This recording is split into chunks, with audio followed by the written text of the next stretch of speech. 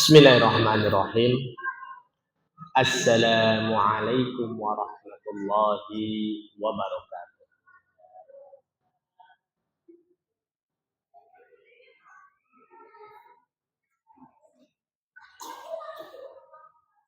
Alhamdulillahi rabbil alamin. Nahmadu wa nasta'inuhu wa nastaghfiruhu wa natubu ilayhi. Wa na'udzu billahi min syururi anfusina wa min sayyiati a'malina. May yahdihillahu fala mudilla lahu wa may yudlilhu fala hadiya lahu.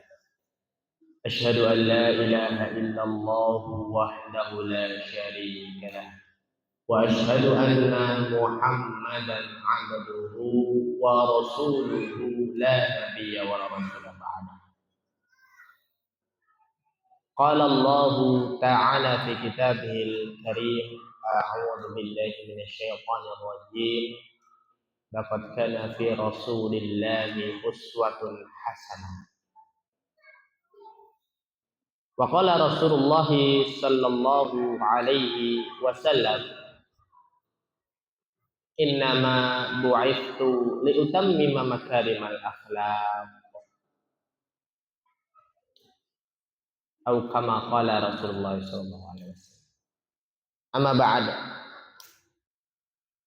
Alhamdulillah, kita ucapkan rasa syukur kita kepada Allah Subhanahu wa taala, di mana Allah masih dan terus memberikan rezeki kita sesuai dengan Allah kehendakinya, sesuai dengan jatah yang Allah berikan, sehingga Allah Subhanahu wa taala masih memberikan kita kesempatan untuk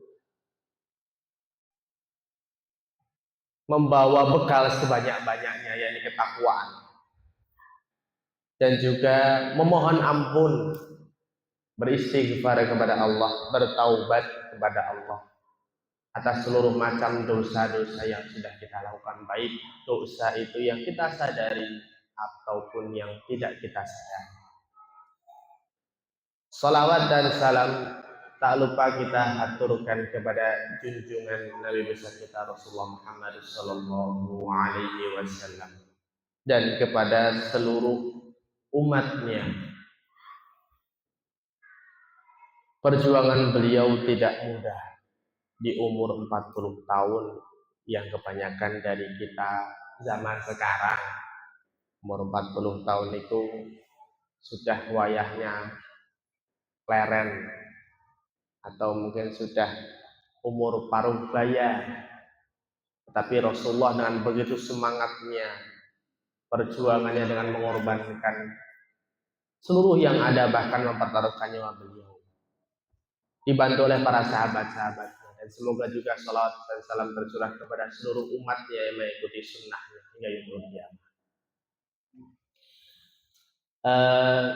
Para jamaah Masjid Ali Zubaidah, berikut kabar ini.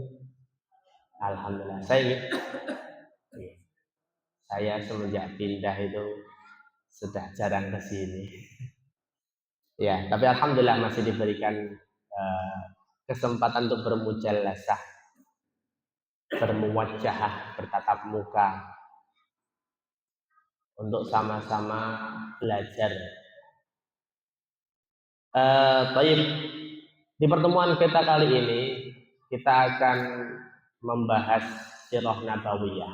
Yang dahulu kita mungkin bahas kitab masalah fikih, tapi tadi dari bagian takmir Ustaz bahas sirah aja Ustaz, biar ada jeda atau ada variasinya. Oke, siap. Kita ambil sirah. Qadarullah ma syafa'al. Saya bawanya kitab fikih, tapi tidak apa-apa. Nanti kita pakai kitab yang kecil, namanya kitab Nurul Yaqin. Nurul Yaqin itu kitab ringkasan kisah hidup Rasulullah SAW. Bahasa Arab tapi ada terjemahannya. Kalau panjenengan mau beli bukunya sudah ada terjemahan, banyak di toko-toko buku Islami atau mungkin di Arafah itu ada. Jadi kita mengenal Rasulullah SAW sebagai Nabi yang terakhir, dan umatnya adalah paling banyak.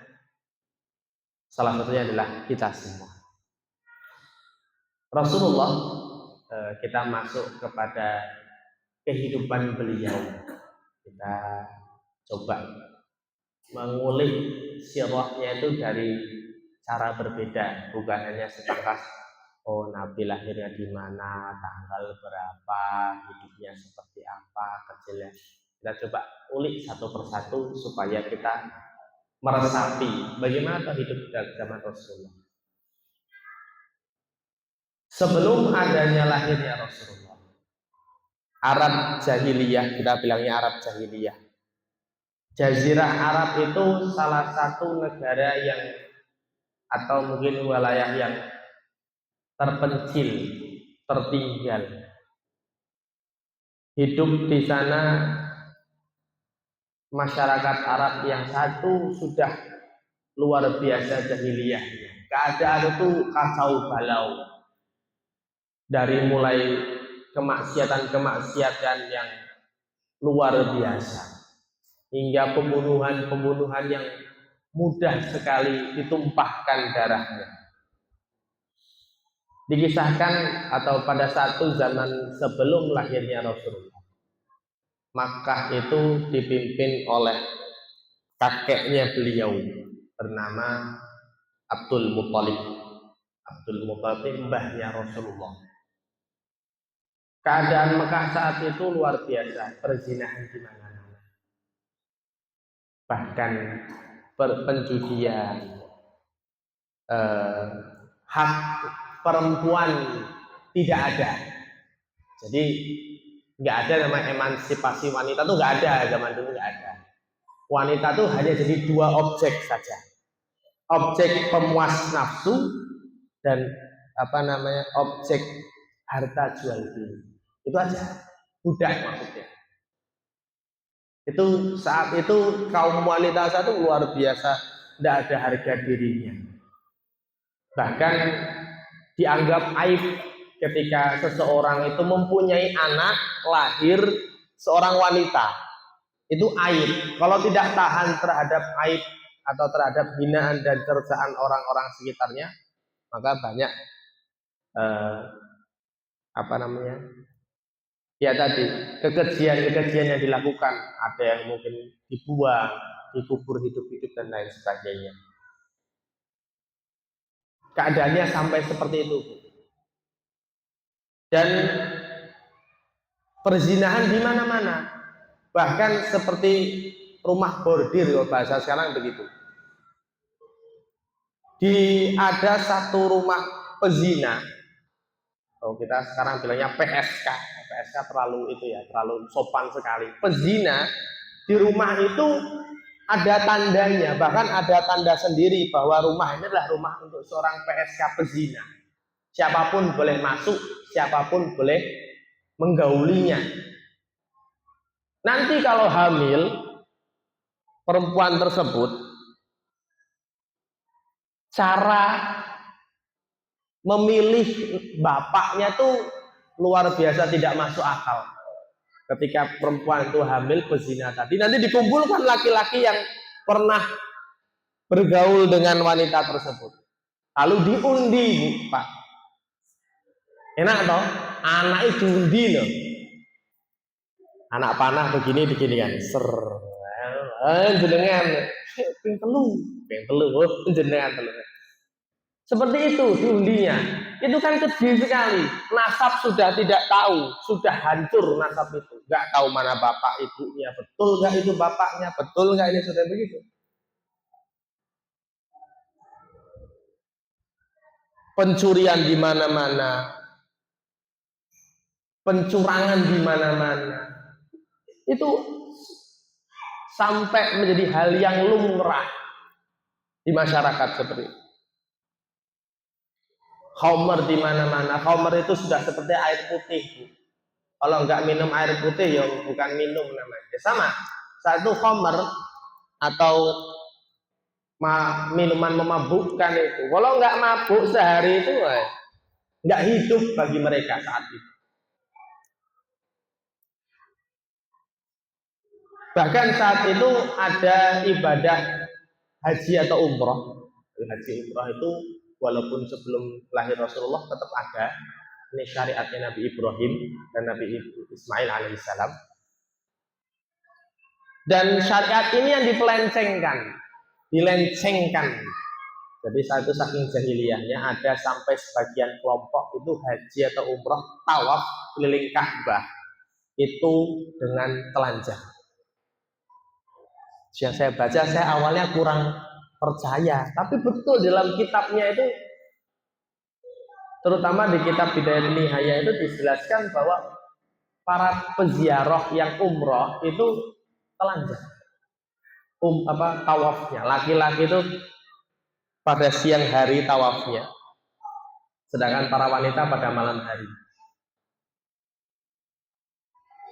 Dan di sekitar Ka'bah itu sudah ada hampir lebih 300 berhala. Yang berhalanya itu ya buat kesyirikan di mana-mana. Ini ada berhala untuk mempercepat jodoh, melancarkan rezeki, ada berhala untuk ya supaya menyembuhkan penyakit dan lain sebagainya macam itu. Di atas berhala itu ada mangkuk yang itu untuk persembahan. Kalau mau doa ya infak dulu. Bahasanya begitu. Infak dulu uang. Makin banyak uangnya, makin cepat terkabulnya. Uangnya lari kemana? Ya yang punya berhala itu. Jadi ada bisnis berhala. Taruh sini di tengah-tengah sekitar Ka'bah begitu.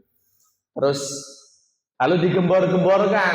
Ini adalah dulunya orang soleh. Saya berdoa sama ini, berhala ini. Kita bahasanya berhala ini. Rezeki saya melimpah. Disebarkan hoax kemana-mana. Akhirnya orang percaya. Akhirnya mereka mulai menyembah berhala baru itu dengan cara apa? Ya kan, diinfak dulu baru doa depan dia, sujud, bahkan berkurban menyembelih untuk berhala tersebut. Uangnya kemana? Lah yang punya berhala tadi itu, yang tukang menyebarkan hoax itu, tukang menyebarkan berita palsu tadi. Supaya apa? Supaya untung. Itu keadaan zaman saat itu. Siapa yang pertama kali membawa berhala di sana? Ada seorang Arab Syam yang membawa pertama kali berhala. Dulu kalau berhala kita mau tarik jauh ke belakang, berhala itu ada, syirik itu ada pada zaman Nabi Nuh alaihissalam. Nabi Nuh ini itu Rasul pertama kali. Jadi perbedaan Nabi dengan Rasul itu beda. Kalau Nabi itu adalah manusia yang Allah khususkan, yang Allah utus untuk melanjutkan syariat Rasul sebelumnya. Tapi kalau Rasul itu adalah manusia yang Allah utus untuk memperbarui syariat sebelumnya. Jadi bedanya, kalau Nabi menjalankan syariat selanjutnya, kalau Rasul membawa syariat baru dan menghapuskan syariat sebelumnya. Berarti ini kalau syariat itu bukan akidah. Kalau akidahnya tetap yakin kepada Allah Subhanahu wa taala, beribadah hanya kepada Allah, tapi ibadahnya caranya beda. Maka syariatnya Nabi Musa beda dengan syariatnya Nabi Isa. Maka orang yang beriman pada zaman Nabi Musa dianggap muslim. Tetapi ketika Nabi Isa diutus, maka syariat Nabi Musa dihapuskan, diganti syariat Nabi Isa. Orang-orang yang masih beriman kepada Nabi Musa wajib beralih beriman kepada Nabi Isa. Lah orang-orang yang nggak mau beriman kepada Nabi Isa, orang-orang Nabi Isa atau orang-orang Nasrani itu menganggap orang kafir. Jadi orang-orang Yahudi itu adalah orang kafir, dianggap orang kafir bagi orang-orang Nasrani. Begitu pula ketika Rasulullah SAW diutus kepada manusia, maka seluruh syariat sebelumnya dihapuskan dan digantikan dengan syariat Al-Quran. Maka orang-orang yang walaupun beriman kepada Nabi Musa dan Isa tapi dia tidak beriman kepada Nabi Muhammad, maka dianggap orang kafir. Berhala ada pada zaman Nabi Nuh alaihissalam.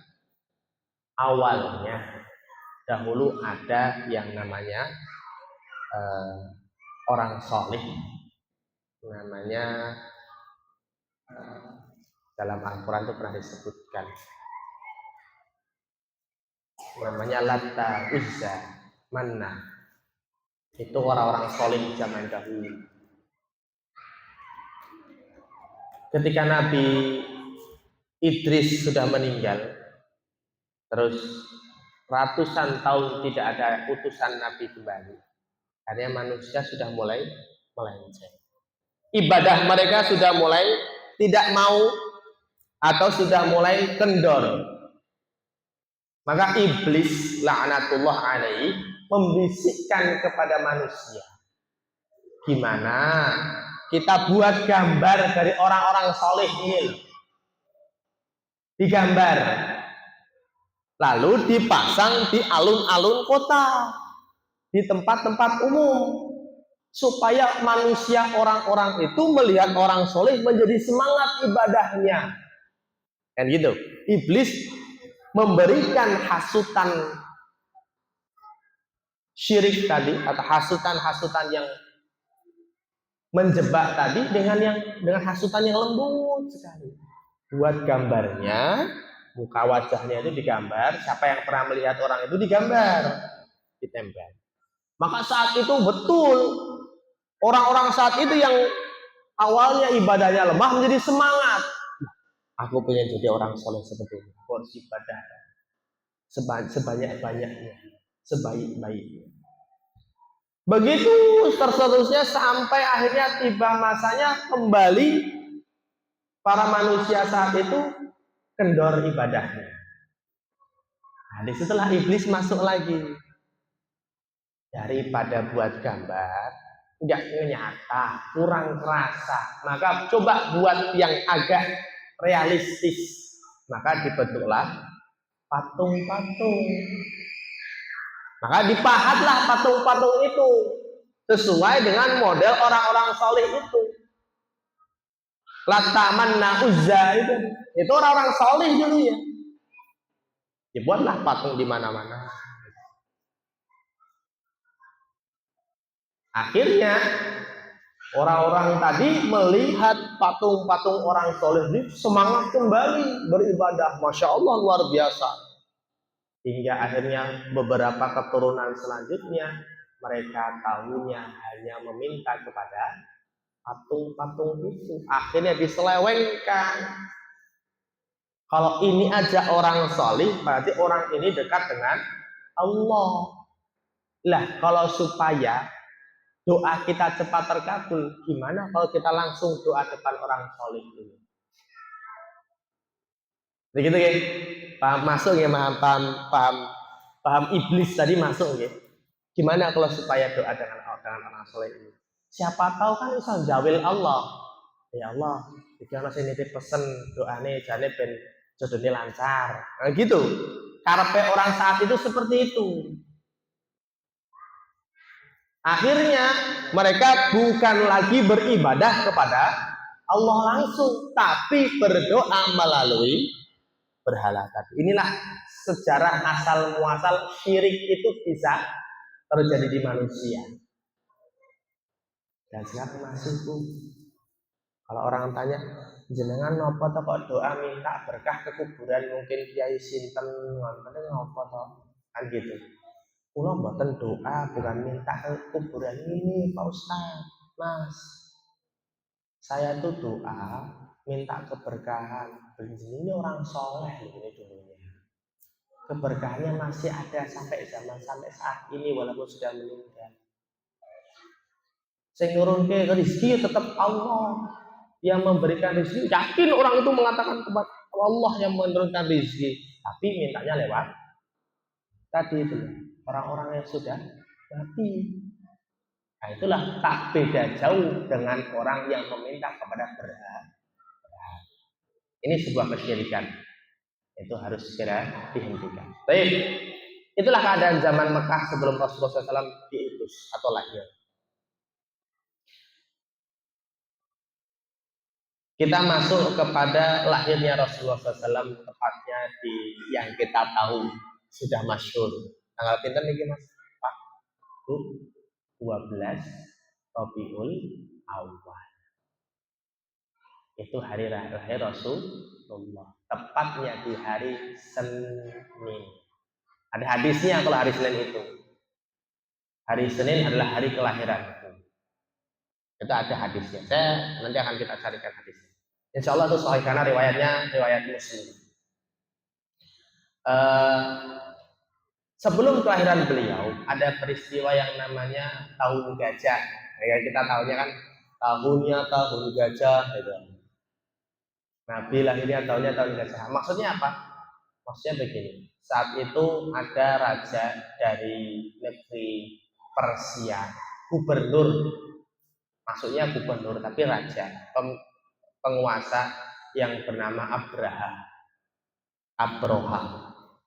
Maka raja ini melihat kenapa kok setiap tahun itu orang-orang Arab, Jazirah Arab itu ada di saat bulan Zulhijjah, mereka berbondong-bondong safar menuju Mekah untuk umrah haji. Karena rasa iri dan dengki, maka Abroha tadi membuat tandingan Ka'bah kedua KW. Tandingan Bu, dibuat Ka'bah. Apa spesialnya itu bangunan kotak ngono kuwi bentukannya zaman saat itu kan cuman batu saja Bu. Cuman batu, cuman rumah kotak begitu Ka'bah itu, dan belum ada kain yang nutup itu, belum ada. Belum ada kiswah itu, belum ada. Kiswah itu ya baru-baru tahun 500 Hijriah, 400 Hijriah saja. Sebelum itu tidak ada kiswahnya. Apa istimewanya toh? Kan gitu. Lebih baik punyaku. Nah, Abraham membangun tandingannya. Ka'bah yang kedua, yang KW, yang palsu ini diberikan permata perhiasan. Itu indah sekali saat itu. Akhirnya bertujuan untuk menyaingi Ka'bah tadi. Ternyata betul. Orang-orang mulai datang kepada Ka'bahnya tiruan tadi. Tapi tujuannya bukan buat umroh. Buat apa? Buat menjarah.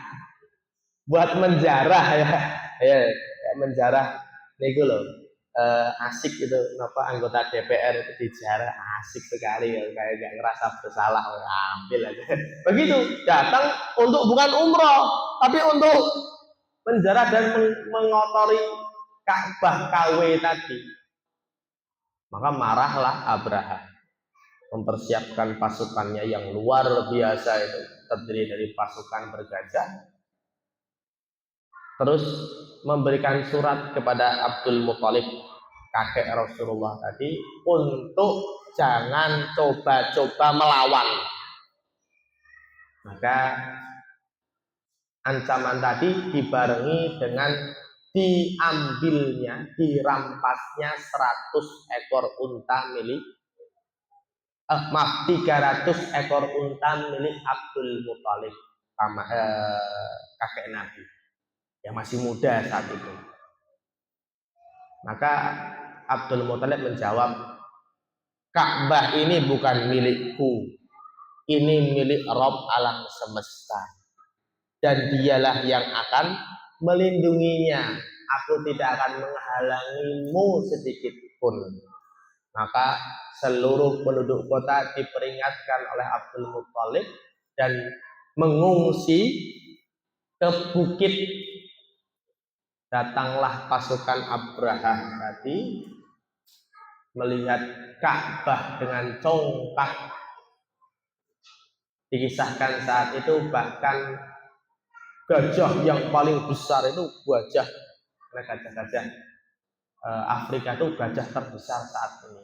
Kalau gajah yang agak kecil ya gajah-gajah Asia Tenggara itu agak kecil memang. Yang akhirnya tidak mau sedikit pun bergerak di depan Ka'bah, dan tak jauh jauh dari pandangan ada kumpulan awan hitam yang saat itu tiba-tiba datang. Ternyata itu bukan awan hitam, melainkan burung yang membawa batu. Wallahu alam. Ada yang mengisahkan batunya dari neraka. Wallahu alam. Kalau saya tidak pernah melihat, tidak pernah mendapatkan riwayat itu batu dari neraka. Itu caranya gimana? Burung itu dapat batu dari neraka. Wallahu alam. Yang jelas membawa batu di kedua cakarnya dan di paruhnya. Ribuan burung itu datang dan melempari pasukan Abraha dengan batu tersebut yang sangat panas. Maka diabadikan di dalam surat Al-Fil. Alam tara kaifa fa'ala rabbuka bi ashabil fil alam yaj'al kaydahum fi tadlil wa arsala 'alaihim tayran ababil. Burung ababil namanya. Tarmihim bihijaratin min sijil. Dari Al-Quran ini melemparkan batu dari neraka sijil. Faja'alahum ka'asim, maka kami jadikan seolah-olah mereka seperti daun yang dimakan ulat. Jangan kalau lihat daun dimakan ulat itu bolong-bolong, ruwak-ruwak. Tubuh manusia saat itu ketimpa batu itu bolong. Nggak ada yang bisa nahan panas itu. Maka betul kata Allah, faja'alahum ka'asfin ma'kul. Kami jadikan mereka itu seolah-olah seperti daun yang dimakan ulat. Dimakan. Bukan ular, Pak, bukan ular, ulat.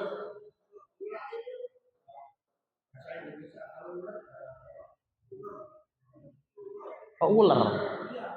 Ular itu bukannya ular begitu ya? Oh, itu ular. Oh, ular loh. Oh iya, maaf berarti. Oh, ular. Oh. Ya, ular atau ulat bahasa Indonesia. Saya tahu ya bahasa Indonesia ya ulat. Seperti itu, dimakan daun itu kan dimakan bolong-bolong, setengah-setengah. Tahun itulah lahir Rasulullah. Pada saat kelahiran Rasulullah SAW, keadaan Mekah itu berbeda, Bu. Kenapa? Yang saat itu panasnya luar biasa, tiba-tiba hari itu kelahiran, suhu di Arab tidak panas sama sekali. Semua seolah hening, seperti menyaksikan atau menunggu seseorang atau kelahiran seseorang. Itu yang dikisahkan atau yang dikisahkan oleh paman Nabi saat itu. Dan tiba-tiba saat itu area Mekah atau mungkin orang-orang di Mekah itu yang punya kambing, tiba-tiba kambingnya susunya keluar jadi banyak. Susu unta yang punya unta keluar jadi banyak susu untanya. Padang rumput yang gersang tiba-tiba tumbuh subur kembali. Di hari itu seolah-olah seperti menyambut kedatangan seseorang yang luar biasa. Tapi memang saat itu Rasulullah lahir dari seorang ibu yang bernama Aminah dan dari suami yang bernama Abdullah. Niki pasangan manten anyar, Pak. Karena umur Abdullah itu masih 18 tahun. Manten anyar, Bu. Wah, lagi kesemsem tenan nih gitu, Pak. Iya, anak pertama. Ternyata Rasulullah lahir bapaknya sudah wafat. Bayangkan. Lagi senang-senangnya keluarga bahagia kecil nunggu kelahiran datang, tiba Allah takdirkan Abdullah bapaknya Rasulullah itu wafat. Wafatnya di mana? Wafatnya ketika keluarga ini sedang safar berjalan ke Madinah atau ke Yathrib, saat itu nama negerinya Yathrib. Yathrib ini untuk apa? Untuk berdagang. Ketika di tempat perdagangan tadi di negeri orang terus sakit dan meninggal, maka bapaknya dikuburkan di Madinah. Abdullah itu bapaknya Nabi itu kuburannya di Madinah. Maka pulanglah Siti Aminah dengan mertuanya,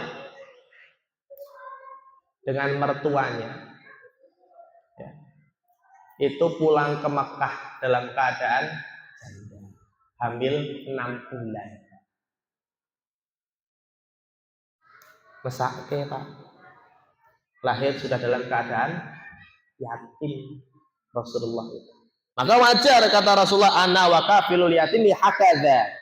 Aku dan orang-orang yatim itu seperti ini, dijajarkan itu enggak ada celahnya, berarti sama. Maka pahalanya besar bagi orang-orang yang menyantuni anak yatim. Lahirlah Rasulullah, saat itu diberi nama Muhammad oleh kakeknya. Dan saat itu bagi orang-orang Arab itu lucu, nggak ada orang menamakan Muhammad pun nggak ada. Adanya Abdullah, Abdurrahman, Abdul begitu. Jarang yang dikasih nama Muhammad, nggak ada. Dan saat kelahiran Rasulullah, semua orang-orang Makkah itu berbahagia dengan kelahiran Rasulullah. Bahkan dikisahkan sampai ada pesta lahirnya Rasulullah, dipestakan. Setelah itu Rasulullah diasuh oleh ibunya, lalu disusui oleh perempuan yang bernama Suwaibah. Tapi tidak lama, Suwaibah itu hanya menyusui Rasulullah 6 bulan. Tadinya dilanjutkan oleh Halimah As-Sa'diyah, wanita yang menyusui Rasulullah hingga hampir 3 tahun. Berarti Rasulullah itu disusui oleh Halimah lebih dari 3. Ini panjenengan Bu, ada anaknya mungkin masih ASI 2 tahun, itu nggak apa-apa. Imam Syafi'i itu ASI itu sampai 4 tahun. Imam Syafi'i. Dan di dalam kandungan itu bukan 9 bulan. Imam Syafi'i itu dalam kandungan itu hampir setahun lebih. Jadi nggak masalah. Ya, jangan merasa sampai 2 tahun masih ASI. Tapi sunnahnya memang dilengkap di 2 tahun. Ada ayatnya. Maka disusui oleh Halimah As-Sa'diyah. Saat itu Halimah As-Sa'diyah itu punya bayi, meninggal. Terus ASInya keluar. Dan biasa saat itu para wanita Makkah itu kalau menyusui sisan. Sisan apa? Sisan bekerja. Jadi ada anak orang kaya begitu, saya menawarkan untuk bekerja menyusui anak jenengan. Saya punya bayi ini. Oh ya, maka disusui. Pekerjaannya menyusui, dibayar. Lah Halimah As-Sa'diyah ini anaknya meninggal, air susunya keluar. Yang air susunya saat itu tidak deras. Tapi ketika Rasulullah menyusui, Allah takdirkan air susunya deras dan berkualitas. Bahkan Halimah tadi menganggap atau sudah menganggap Rasulullah itu anaknya sendiri. Begitu. Diasuh oleh ibunya hingga umur 6 tahun. Dibawa oleh ibunya 6 tahun. Pada saat umur 6 tahun inilah Rasulullah Shallallahu Alaihi Wasallam diajak untuk berziarah ke makam bapaknya. Ayo siap-siap jenengan tak jak ziarah nang makame bapak. Pundi ta Bu? Niku teng negeri sebelah. Namanya Yasrib. Maka berziarahlah keluarga ini dibawa oleh ibu dan mertuanya sama pamannya untuk bareng-bareng berziarah. Setelah ziarah ke makam bapaknya selesai, pulang di tengah jalan ibunya sakit dan akhirnya meninggal. Saya tuh bayangkan, ya Allah, anak 6 tahun lahir gak ketemu bapak. Pas 6 tahun ziarah seneng, walaupun gak ketemu bapaknya minimal tahu makam bapaknya, seneng itu. Bila Allah takdirkan pulang nih, ibunya juga ikut. Piye keadaan itu satu Rasulullah yang masih 6 tahun. Ya Allah, ngelus dodo tenan itu. Nek memikirkan seperti itu. Akhirnya dikuburkan di daerah namanya Abwa. Itu desa kecil di antara Mekah dan Madinah. Lalu Rasulullah dibawa oleh kakeknya. Ayo le, timbang kowe wis mesake, bapak ibu wis ra ono karo mbah wae kene. Karo yangti, karo yangkung, karo kakung gitu. Maka Rasulullah semenjak wafat ibunya diasuh oleh kakeknya Abdul Muthalib, dibawa pulang, dipelihara. Nah, dari sinilah Rasulullah mulai bekerja serabutan, jadi penggembala, jadi penitipan hewan. Sudah ditinggal kedua orang tuanya, kerja sendiri, diasuh baik. Nah, kita pikirkan sekarang, saat itu ada anak, saat ini ada anak seperti itu, sakit tenan, gitu ya. Gak lama kemudian mbahnya meninggal, 2 tahun tok, dari 6 tahun sampai umur 8 tahun. Mbahnya Rasulullah meninggal, masih kecil Rasulullah. Akhirnya Pak D-nya yang bernama Abu Thalib wis melu Pak D rene, ikut tinggal sama Pak D. Abu Thalib pamannya. Padahal Rasulullah itu punya Pak D 9. Abdullah itu anak ke-10. Bapaknya Rasulullah itu anak ke-10. Paling enom, ragil. Makanya tadi pas wafat itu mantan anyar. Oh, belum punya putra, baru hamil anaknya. Pak D-nya ada 9. Lah Abu Thalib itu Pak D-nya dari sekian Pak D itu yang paling miskin padahal, dan banyak anaknya. Nekat buat ngambil ngasuh keponakannya, dia mesake ikut sini. Tapi Rasulullah saat itu orang yang mandiri, mempunyai hasil pekerjaan dari gembala kambing, gembala unta, diupah sama orang-orang Mekah. Nyomat Muhammad, niki upahe. Enggak cuma bukan 1-2 kambing, ratusan kambing. Inilah pendidikan ala Nabi. Nabi itu pekerjaannya 2 sebelum diutus menjadi Nabi. Kalau enggak mengembala, pasti berdagang. Gitu nih. Kalau enggak mengembala, pasti berdagang. Berdagang itu melatih ilmu komunikasi untuk bekal berdakwah. Sedangkan mengembala fungsinya apa Ustaz? Ternyata gembala kami itu gak gampang loh. Ngangon itu gak gampang. Saya pernah nyoba di pesantren yang ada pelajaran menggembala itu. Yo angel, ada kambing sing mutungan, ada kambing sing isine mau nyunduli kancane, nyerudui kancane, marah, emosi. Ada yang kambingnya nurut sekali. Ada yang kudu digendong, ada yang kudu dibusa. Itu kan mewakili setiap sifat manusia. Iya kan? Tapi ini bedanya kambing. Maka itu salah satu hikmah para nabi itu biasanya menggembala kambing biasanya. Baik, sampai situ dulu, baru sampai kelahiran dan masa kecil Rasulullah wis ngenes dan interiornya insyaallah. Maka hikmahnya kita adalah menyantuni anak yatim itu pahalanya besar sekali. Besar sekali. Yang paling besar, saya pernah dikasih nasihat sama ustadz saya. Ustadz, kalau kita melihara anak yatim itu pahalanya besar sekali. Apalagi kalau mau melihara sama ibu-ibunya. Berarti nikahi janda Ustaz. Iya. Puncak memelihara anak yatim adalah menikahi ibunya. Wah, hebat. Gimana Ustaz?